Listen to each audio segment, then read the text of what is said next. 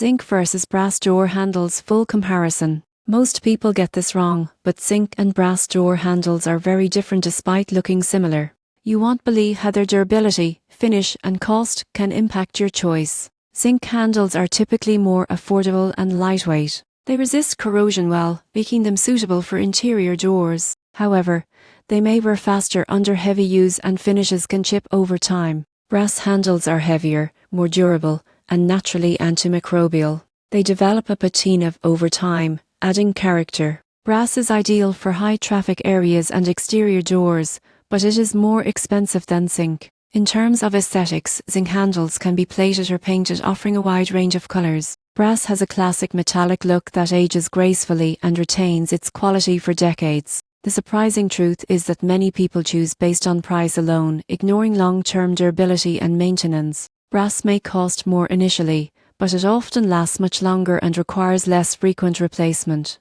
In conclusion, choose zinc door handles for budget-friendly, lightweight options in low-traffic areas. Choose brass for durability, antimicrobial benefits, and a timeless look in high-use or exterior applications. Knowing the differences ensures you pick the right handle for your needs.